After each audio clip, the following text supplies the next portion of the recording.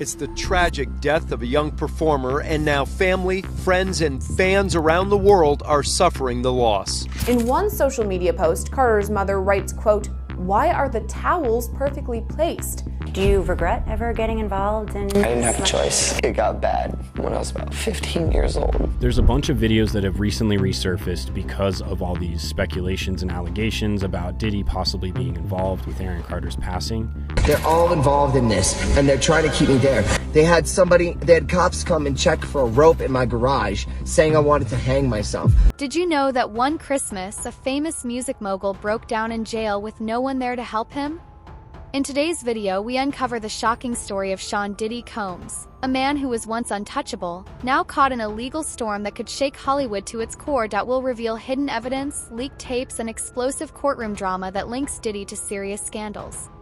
Even more shocking, a new conspiracy connects him to the untimely death of pop star Aaron Carter, fueling a firestorm across the internet to what really happened behind the scenes at those secret parties. Could Diddy's own lawyer be hiding proof of a decade-long cover-up? Stay tuned as we dig deep, expose hidden truths, and uncover secrets they never wanted the world to know. P. Diddy ringing in the new year with a jailhouse meltdown, at least according to some new reports. All this comes as the disgraced singer spends his first holiday season behind bars, and a judge rules one of his accusers can remain anonymous. By now you're well aware that 55-year-old Sean Combs, also known as P. Diddy, is being held at the Metropolitan Detention Center in Brooklyn. He's facing federal charges of racketeering conspiracy, sex trafficking by force, fraud, or coercion, and transportation to engage in prostitution. The charges came down in September when a grand jury indicted Diddy, half a year after those federal raids were first performed on his homes. Since he was booked, Diddy has made several bids for bail, hoping to get back to one of those homes or an apartment on New York's Upper East Side. You might have thought this period before the trial was going to be the calm before the storm. I did. Wrong. On April 3rd, the government released another superseding indictment. That's the third one we've had now, but this time it adds on 2 additional criminal counts against Diddy. Now, we're just over a month from opening statements. Why file it now? Does it leave the defense enough time to prepare? Those 8 videos, 8 celebrities, 6 men and 2 women. How many of those 8 celebrities were close to being underage or potentially underage? 2 males. 2 males. And of those 8 celebrities, how many of them were intoxicated or under the influence of drugs? This is going to be all speculation. I just want to preface it by he wouldn't know if they were. Right. Sure. Appeared to Let be. me rephrase it. Based on, yes. Understand. Out of the 8 celebrities who were recorded having intimate relations with Sean Combs, how many of them appeared to be either inebriated or intoxicated or under the influence of drugs? All of them. All of them. About 15 years old, and I remember him just sitting down with me, being like, this is kind of like what you got to do, Aaron. Harley Pasternak followed me to the fucking hotel. They killed Aaron Carter, and now they acting like they won't clear the Backstreet Boys sample. You get what I'm saying? Harley Pasternak, Pusha, your trainer. Harley Pasternak, Jay-Z. You get what I'm saying? Aaron Carter was despicable, though, because he begged for help to help get him a private security team to keep him alive. He said on numerous occasions, if anything happens to me, I promise you, I am not suicidal. And no one said anything. It all started at Brooklyn's Metropolitan Detention Center, where 55-year-old Diddy spent what should have been a joyful holiday behind bars. According to insiders, on Christmas Day, he begged for medical help, fearing he was on the verge of an emotional breakdown as the loneliness became too much to bear. But prison guards reportedly turned him away, leaving the music mogul completely alone on a day meant for family and love. He had expected his powerful legal team to get him out on bail, but that heartbreaking disappointment? No one saw it coming. Sean Diddy Combs will officially not be home for the holidays after a judge just denied him bail now for the third time. Diddy's been behind bars since September and will likely now remain there until his trial date, which is in May of 2025. Combs' lawyers tried just about everything at this point to get him released, offering a $50 million bond, a 24-hour security team, a home monitoring system at his Upper East Side Manhattan apartment. They tried it all, but the judge still felt that, quote, no condition or combination of conditions will reasonably assure the safety of the community. So why is Diddy deemed so dangerous? But Judge Subramanian, he didn't bite on that, and Diddy's bail was denied for the third time. According to a report from the Daily Mail, that's why Diddy had a breakdown. A person close to him apparently said, quote, spending the holidays behind bars was a nightmare for him. If we're to believe all this, Diddy had a meltdown in his cell and begged the guards to take him to the hospital for observation, but they refused. This same friend or person told the Daily Mail, quote, he eventually managed to calm himself down with the meditation technique he's been using while he's been behind bars. It took him a few hours of deep breathing and focusing to get out of the bad space he was in, but he finally managed it. I believe the reports, and obviously Diddy is someone who's rich and famous and has lived a life of luxury for many years, and now he's in federal prison during the holidays. So this is someone who's a hardened criminal who has spent a lot of time in custody. So the fact that he's spending Christmas and New Year's and future holidays in prison is probably finally getting to him. So I'm not surprised that he cracked. You know, he looks like he's lost some weight and he has some more gray and white hairs. I think it's taken a toll on him. And I think that he expected, for some reason, that he would be out on bond. And obviously that hasn't happened. There were 3 different bail applications that were denied by 3 different judges, and ultimately they withdrew their appeal. So now that it's hitting him that Diddy's going to be in custody at least until May 2025, I think he's just having a tough time coming to terms with it. Because like you said, here's someone that had multiple private jets, you know, homes in New York, Miami, Los Angeles, and all of a sudden his only home is his prison cell, and he's not getting the Christmas dinner with his family that he had. And we all saw the video of him having to spend his birthday in prison as well. Instead of his usual bravado, sources say Diddy turned to meditation techniques he learned during his time in detention, clinging to them just to stay sane in a harsh and unforgiving environment.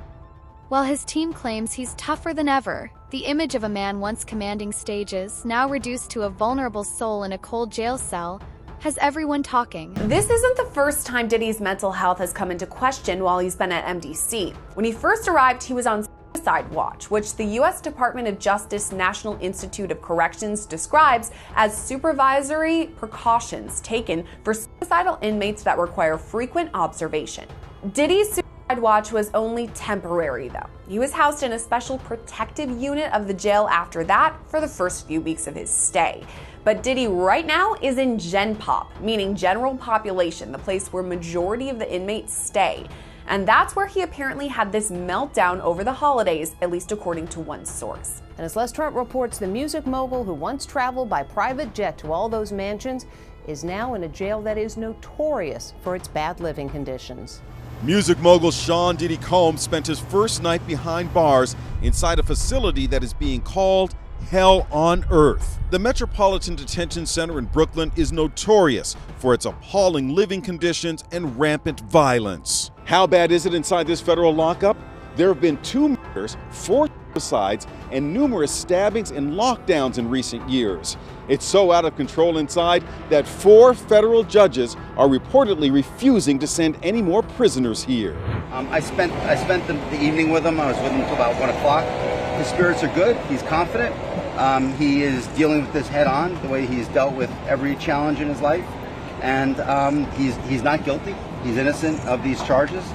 We know what the charges are going to be without seeing the indictment. It's going to be racketeering. It's going to be trafficking. It's going to be things along those lines. This is what we've been expecting since the searches in March. He, to his great credit, he voluntarily came to New York. Not a lot of defendants do that.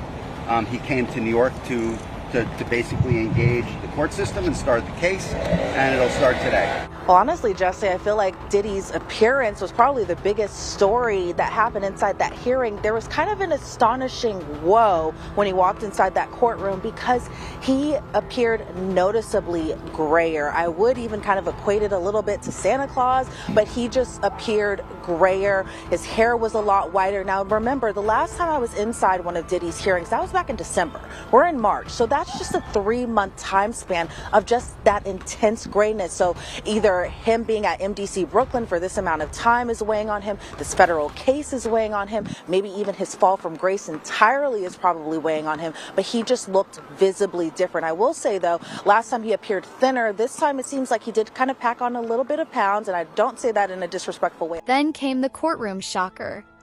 In what witnesses described as a scene straight out of a thriller, Diddy's attorney was handed a document containing transcripts from leaked tapes that could change everything.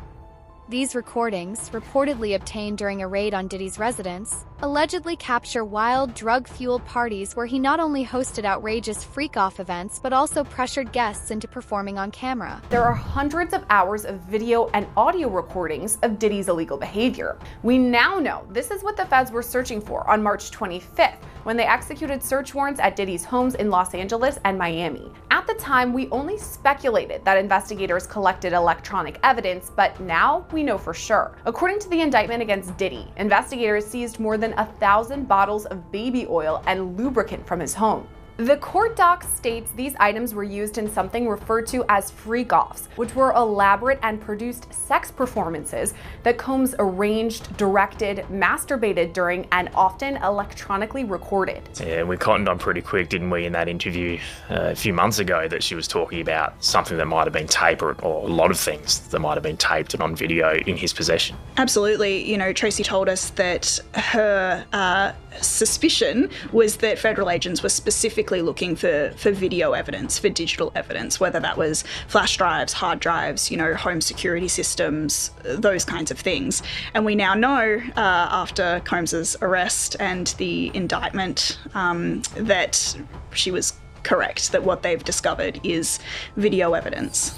And she's pretty strong on that point, isn't she? What'd she say, about 80 to 90% of what's being said could be on video, and it's a pretty scary. That's crazy, but the feds, they also revealed that they got photos and videos of Diddy Freakos.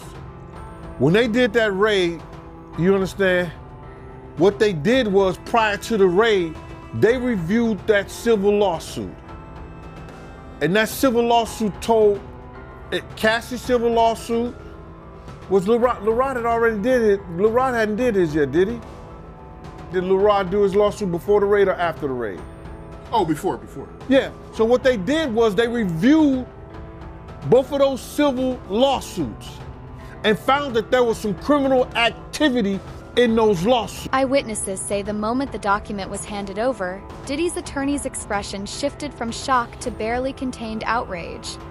This wasn't just another celebrity rumor. It was potential evidence tying Diddy to serious charges including racketeering, conspiracy, sex trafficking, and transportation for prostitution. What were once dismissed as wild rumors now form the backbone of a case that has legal experts, industry insiders, and fans alike asking, what else is still hidden behind those closed doors? Diddy's facing charges of racketeering and sex trafficking. And when you say breaking news, I just got this indictment, this 14-page indictment in my hand right now. Now, I want to read for you just a quick top line that kind of gives you an idea of exactly what the U.S. attorney is looking to prosecute here. They say, quote, the defendant threatened and coerced women and others around him to fulfill his sexual desires, protect his reputation, and to conceal his conduct. To do so, Combs relied on employees, resources, and influence of the multifaceted business empire that he led and controlled, creating a criminal enterprise whose members and associates engaged in and attempted to engage in all of these crimes. Right. And they claiming that Diddy, you know, he was blackmailing his victims because he had videos from old freak-offs and he was using those videos to get his victims to do another freak-off. So, if he was blackmailing people, especially people that work for him, see, this is what it's gonna get him at. See, people think that, those people work for him, or those people, if they was artists, and they worked for him, or they were engineers, or that anybody that worked for them and stuff like that, your boss cannot blackmail you to do nothing. If you do a sexual act or you doing anything, your boss, if he have you doing those things like that, then he could be liable for suit. For him to come out with that comment, I mean, that is suspect. It sounds like he's worried that Diddy might give up some information. That's why. That's why he made that statement. To set it up. To set up the atmosphere that, yo, this guy's gonna lie on us. This guy ain't gonna tell the truth on us. But what we know is that wherever Diddy went, his tape recorders went. His camera equipment was working. He was videotaping everything. So they might have that videotape already. I heard that that's not only the tape that's being shot. There's some other tapes out there, other people too with him. And him doing some things with some other people. So it's quite a few tapes that might be out there, what they're hearing.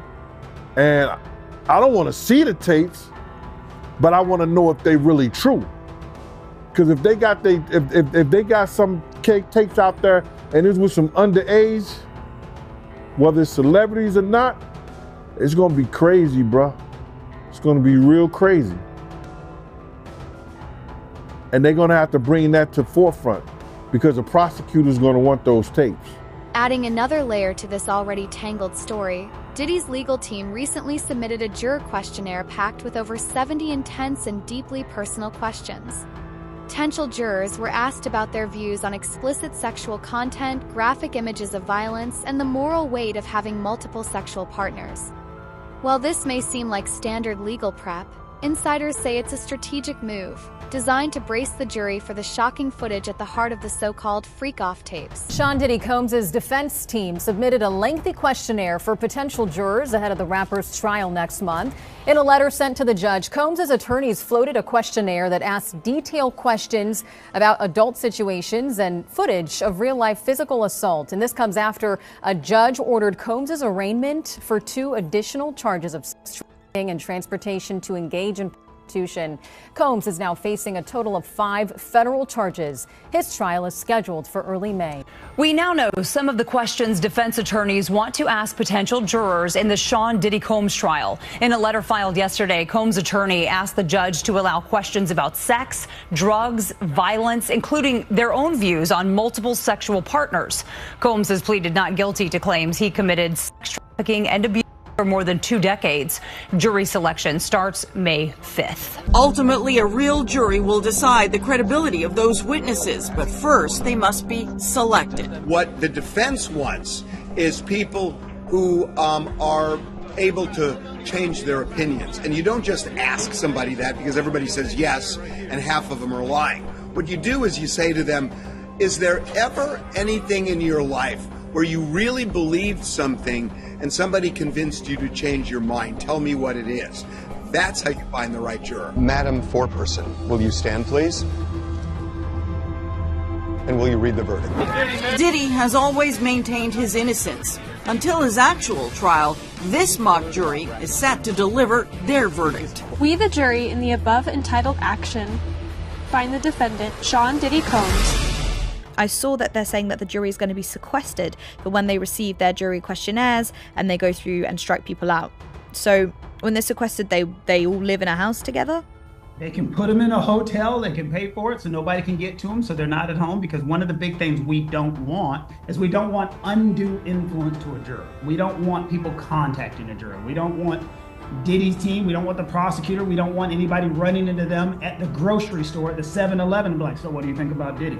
You want them a free and clear mind, just focused on the evidence, which in 2025 is almost impossible. According to a report by CNN, jurors on Thursday were expected to hear from a witness who claimed he was allegedly in possession of videos that contained footage of celebs being potentially victimized by the Bad Boy Records founder.